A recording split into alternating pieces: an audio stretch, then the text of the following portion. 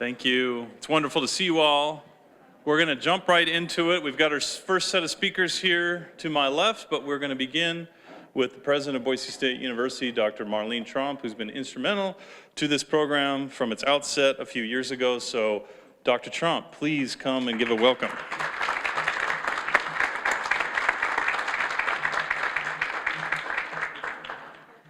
Now, the first thing I want to say is thank you.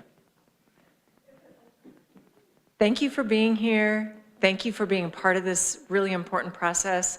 And I also want to say thank you to Dr. Finstuen. Andrew Finstuen is the person I asked to lead this program, and he has done such a remarkable job. I want to tell you why this program matters so much to me. So I moved to Idaho, and it was the point at which we really began to see such intense division. Now, there were always people who had different perspectives on politics, who had different perspectives on values, but there had begun to be such venom. And I worried that universities weren't doing enough to bring people together in dialogue around these critical issues. That we were actually, as a society, stepping away from disagreement and conflict and not talking with each other. I was so dismayed by it that Greg Carr, who many of you will know, who's a really important Idaho philanthropist, and I were talking on the phone, and he said, "What do you think the answer to it is?" And I said, "Listening. We don't hear each other. We don't see each other anymore. In fact, we often don't even recognize each other as human if we have different sets of values." Or as one of our first speakers in the Institute for Advancing American Values said, she argued that most of us as Americans share 5 values, but it's really about what order we put them in. We all believe in equality, we all believe in freedom, but depending on how you toggle those two, you might have different policy perspectives. And so it's been very powerful to say, what would it mean for people to come together and listen to each other? I was listening to the radio the other day that was interviewing people in swing states in this incredibly close national election. And they interviewed this man who was a very strong Trump supporter and who was very critical of the positions of the other side. And he went through exactly the arguments that you might imagine. He talked about immigration, he talked about the economy. And then he said, "But I just want Americans to be able to talk to each other again." And I think there are so many of us who feel that way, who want to be able to respect each other when we disagree, but want us to be able to talk to each other. The last time we did this program in Caldwell, I told people that one of the first things that my mama taught me when I was growing up was, if you want to be respected, you must treat people with respect. And so this program invites us to see one another as human, even if we disagree. In fact, it began as a seed of a program called Conviction and Conversation in Contested Times. And what we wanted to signal was, people don't have to agree. We're not trying to make people think the same about anything. We're not trying to make people think the things that we think or that some people think. We're not trying to do that. We just want people to be able to hear each other, learn from each other, grow from those conversations, even if what they grow is a stronger commitment to and conviction for their own values. I think that really matters. So we founded the Institute for Advancing American Values, and I put the amazing Dr. Finstuen in charge, and he's brought on some incredible faculty, some fellows in the program who are students and faculty, and we're really trying as a university to be a part of the solution, to be a place where people can talk to each other no matter how strongly they disagree, no matter what their values. And this is our 5th stop in our journey. Now, we've done the program several times on our own campus, but we've been to Idaho Falls, Coeur d'Alene, Treasure Valley. We've been all over the state. And very often people tell me it's the first time that they felt hope that we will get past a moment where we struggle to see one another. It invites all of us to listen and learn from a variety of perspectives. And we have partnered with Idaho Public Television, and I am so grateful for Idaho Public Television's support.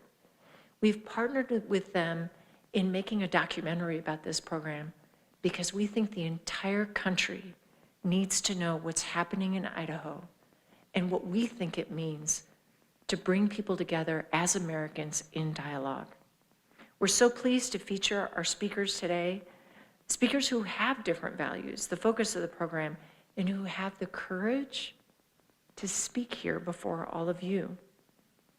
Their assignment was to answer the question, what do you value and why?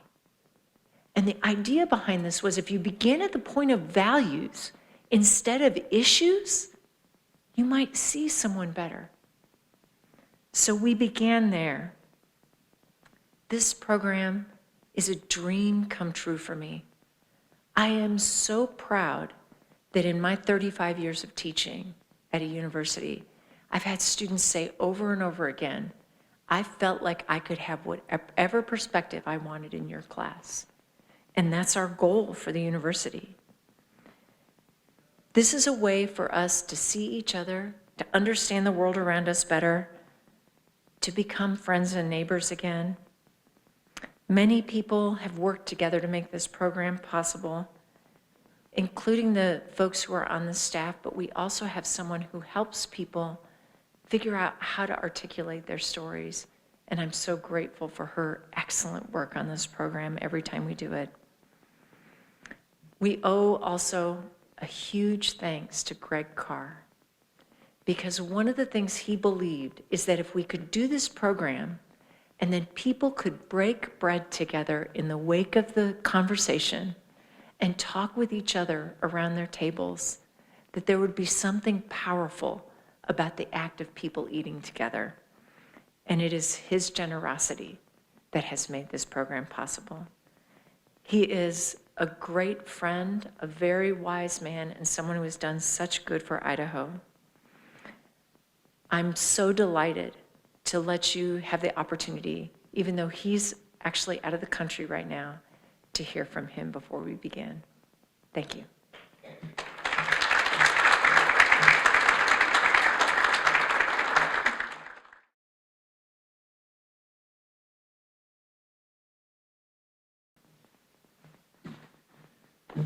My name's Sean. Today I'm going to ask you to use your imagination. Freedom. Can you imagine? Can you imagine growing up in a household where your father was next level kind of alcoholic, the kind of alcoholic that beat you like a grown-up every single day, and you got kicked from one end of the house to the other like a soccer ball? Can you imagine coming home from school every single day and your little body is saturated with terror and fear and resentment, and chaos, as you walked into your door, wondering whether or not that 357 is sitting on that table and is today another day where we play Russian roulette? Can you imagine? Can you imagine the first time somebody comes up to you, one of your little friends, and says, hey, I stole a beer from my dad, and my big brother gave me a joint. And you imagine the first time you take that, and all of a sudden, that monster is just a little bit more quiet. And you can imagine that from that point forward, we're all in on that, because if that silences that chaos, that pain, that monster, if even for a second, well, sign me up. And can you imagine the road to crime that ensues? Because drugs and alcohol aren't free. And can you imagine the state knocking on that door saying, hey, we are tired of the back and forth between detention and all the reports on child abuse. So we're going to go ahead and make you a foster kid. And can you imagine walking into your foster family for the first time thinking, a fresh start? And the first thing you find out is that your foster mom gets high and your dad is an alcoholic. Well, heck, we know this, don't we? Can you imagine that the only thing that pursues that is every single day you're chasing it, that numbness, because you have your own demons to quiet. And so the road to crime just continues. And then 2 years later, the state's knocking on the door. You're 18 now, and you're no longer a ward of the state, and foster care doesn't take care of adults, and you're on your own now, and have a good day. Can you imagine all your clothes in a black trash bag out in the middle of a field, grass up to your chest, and that is your new bed?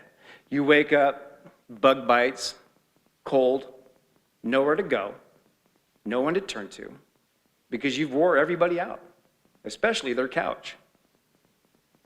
And can you imagine the first time somebody says, hey, do you want to be roommates? And you say, well, yeah, because that spells hope. That spells a new start. And can you imagine your best thinking has always got you where you're at? And so, yeah, we know how to fix this problem, because even though you ain't got a job, you know exactly what you needed to get money.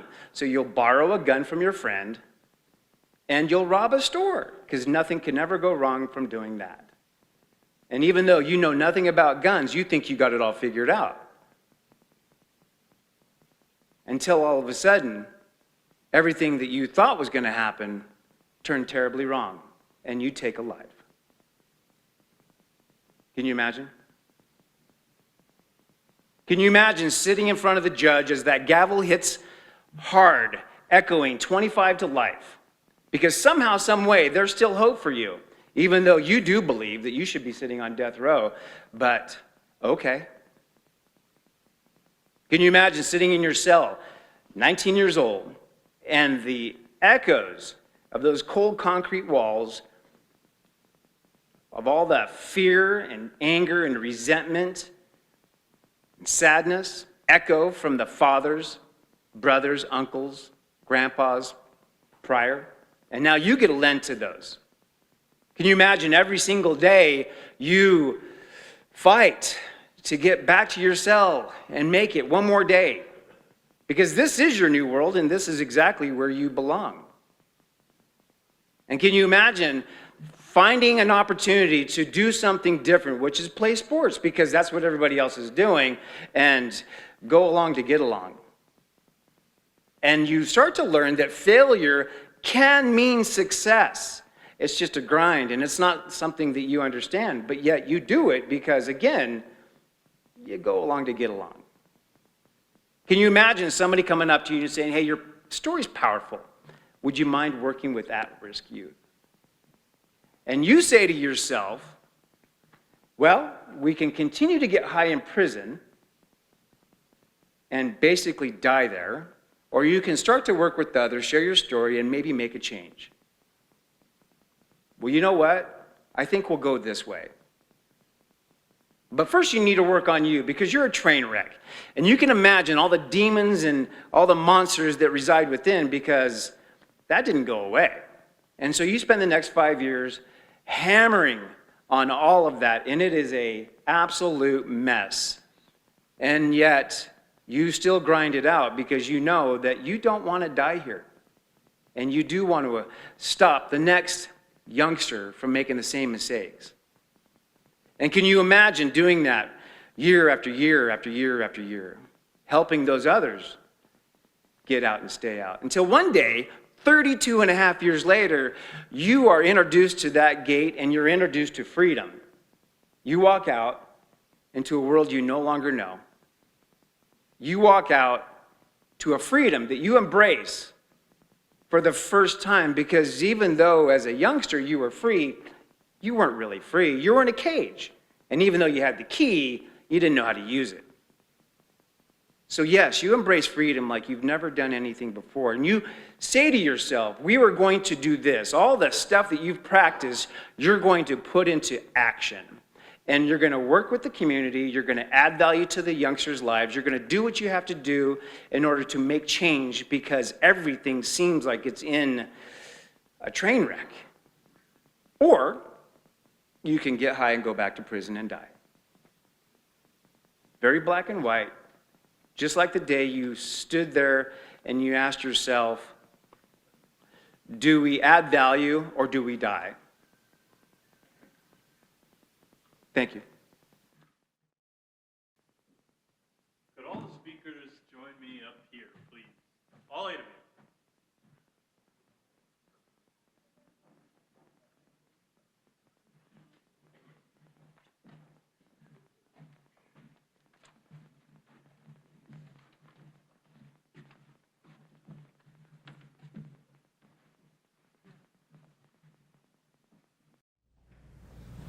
Okay, you can be as loud as you want.